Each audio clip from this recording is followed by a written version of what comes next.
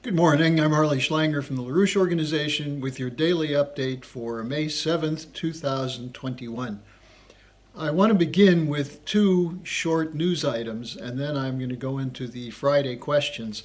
But let me make sure that everyone knows that tomorrow is the Schiller Institute conference. That is Saturday, May 8th, beginning at 9 a.m. Eastern Time, and you can register for it at schillerinstitute.com. And much of the discussion that I'm going to have today and answering questions and also the two news items will be subjects in the conference tomorrow. So don't forget, sign up and join us then. Now first, let me give you a translation of what's called Fed speak. That is how the various economists and others tied to the Federal Reserve try to confuse you and demoralize you in their pronouncements about the state of the economy. This one is from Lael Brainerd, who's a member of the Federal Reserve Board of Governors. And she said the following. Here's the quote. "Vulnerabilities associated with elevated risk appetite are rising. The combination of stretched valuations with very high levels of corporate indebtedness bear watching because of the potential to amplify the effects of a repricing event."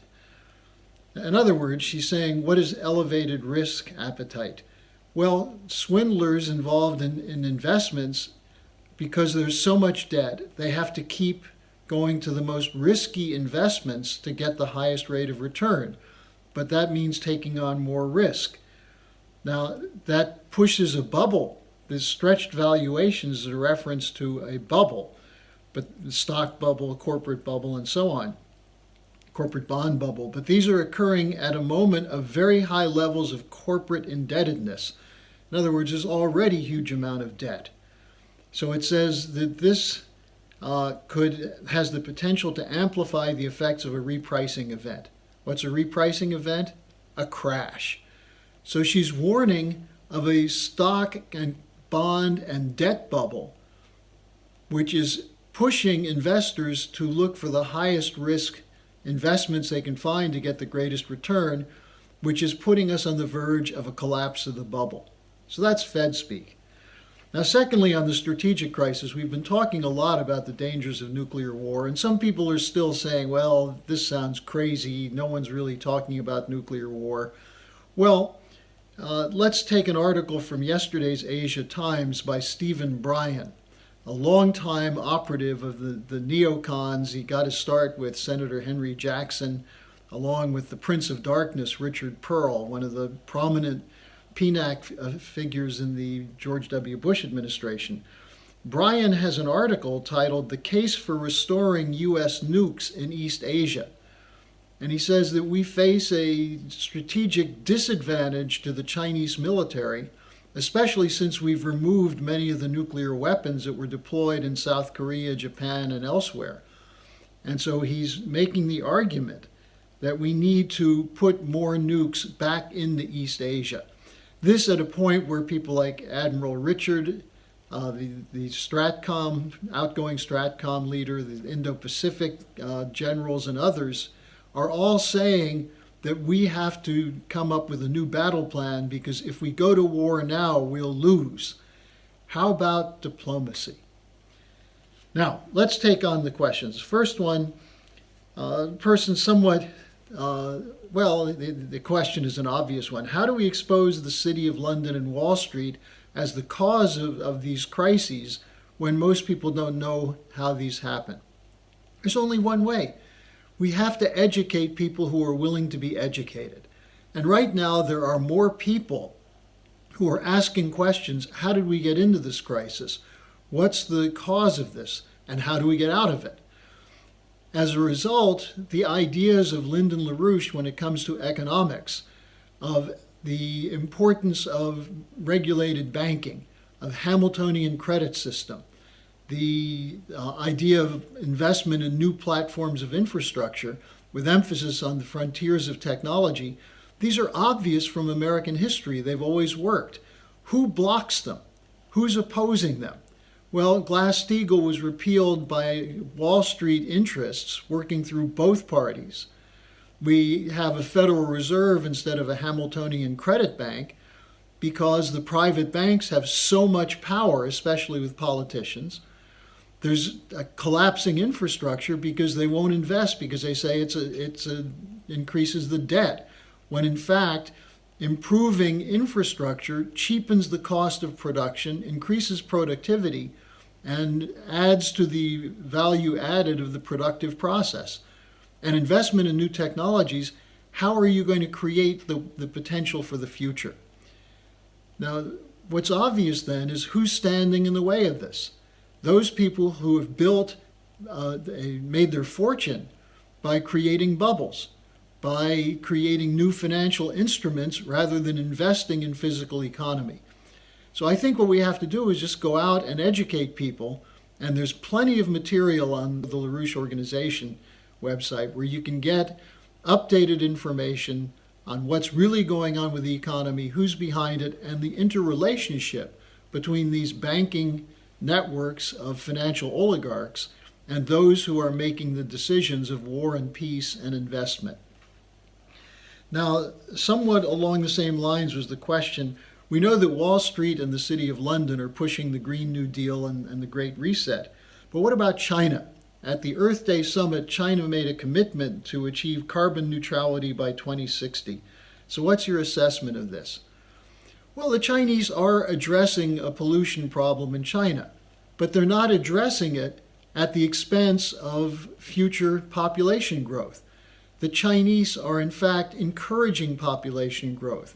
They're encouraging economic development as a solution to the problems that emerge with when you have lower technologies, lower energy flux density processes producing electricity, you actually increase the pollution. But by upping the energy flux density, you increase the efficiency of the productive processes. And so the Chinese approach is to go with clean coal, to go with nuclear, to develop nuclear fusion, which are all quote-unquote environmental friendly. Now, are they denouncing the science behind the climate change mafia? Well, some of them are, some of them aren't. It's not a national position. But what they are making clear, as is the case of the other great population center in Asia, India, they will not sacrifice economic growth and development for the sake of arbitrary scientific determinations made by people who are trying to reduce the world's population by imposing this carbon neutral policy. So look at what they're doing, not necessarily what they're saying. And I'm not saying they're lying.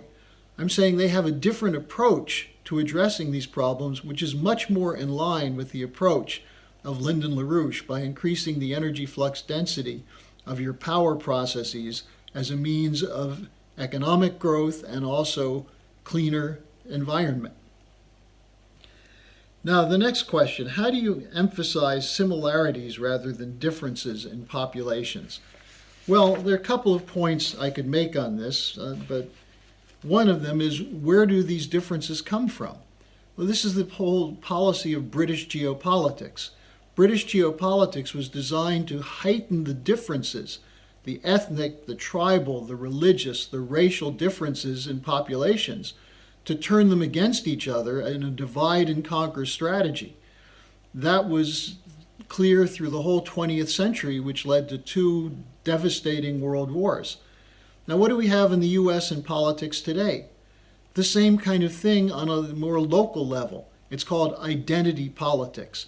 You take away from people the idea of a national mission based on common interests, and instead tell them that their greatest concern should be with getting their share, the share for their neighborhood, the share for their religion, their race, their ethnicity, that they should fight for a bigger share of a shrinking pie. And that's where we see these problems come in, that on the one hand, you do have racism, you do have other kinds of problems, but to address them is an economic question, and then secondly, a cultural question.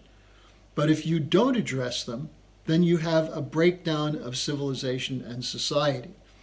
Now, The best way to address it is through classical culture, through elevating people's conception of what it means to be human, and recognizing that all of us are human beings with common needs and common interests.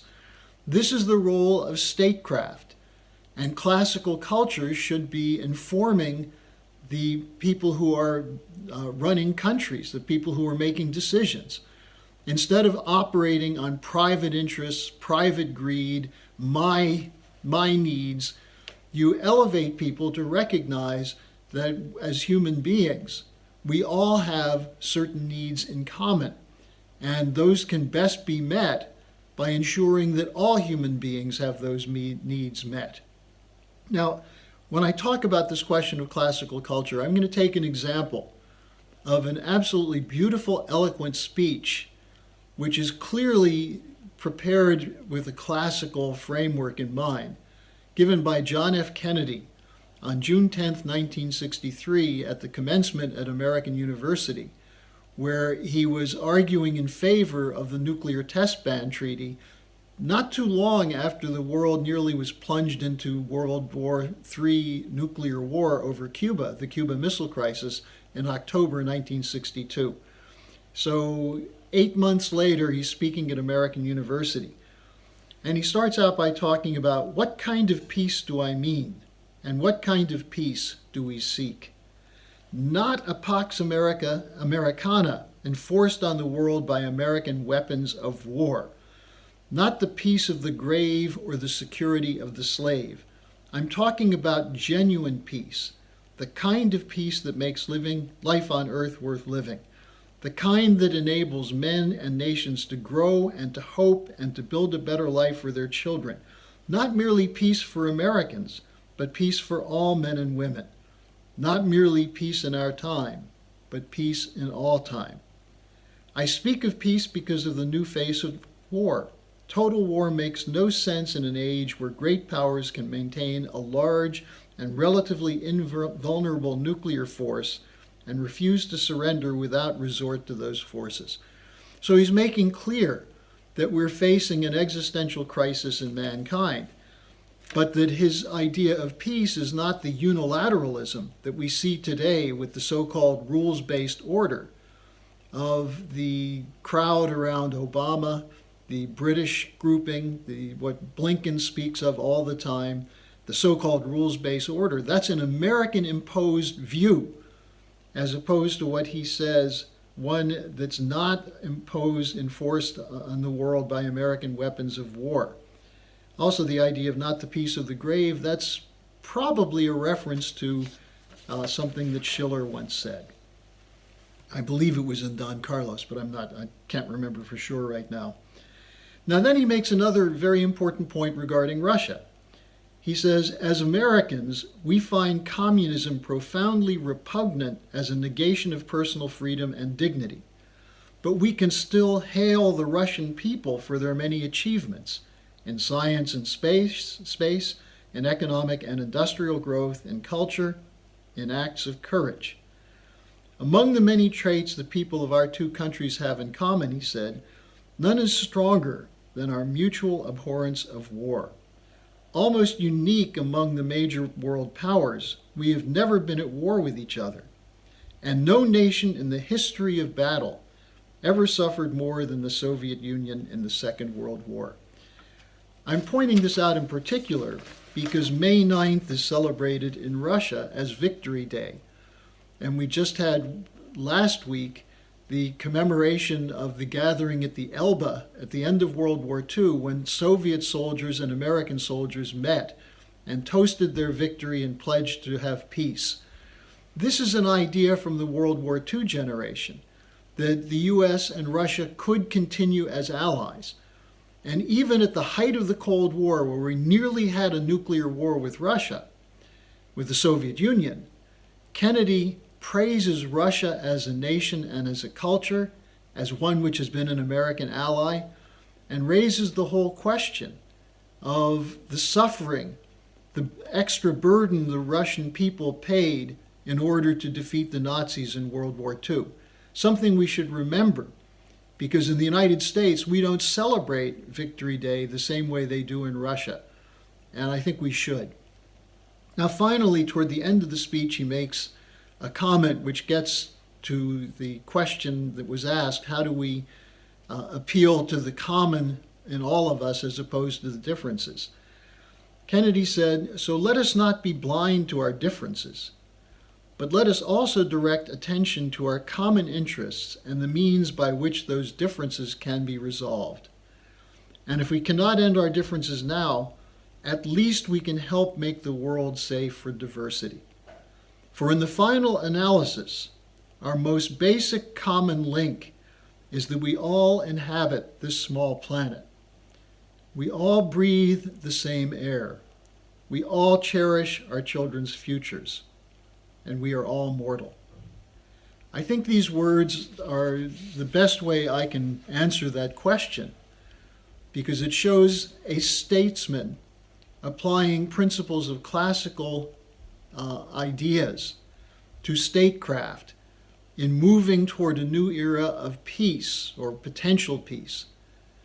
And I think this played a role in the decision that he had to be killed by those people of the military-industrial complex, the intelligence community, that thrive on war and that refuse to relinquish the power to use the differences as an excuse to build arsenals of war. And we should keep that in mind today when we hear the bellicosity of the NATO officials, of the military figures, and of our politicians, whether it's Mike Pompeo, Marco Rubio, or Joe Biden and Tony Blinken and Susan Rice and Samantha Power. None of these people reflect this higher principle of statecraft that was reflected in the words I just gave you of John F. Kennedy. And I think what we're looking at is a moment of crisis where we have to, as citizens, aspire to those ideals that President Kennedy gave his life for. And with that in mind, I would urge you again to make sure you sign up for our conference this weekend, register online, and join us Saturday morning at 9 a.m. Eastern, where we'll take up these questions. So thank you for joining me, and hopefully I'll see you tomorrow.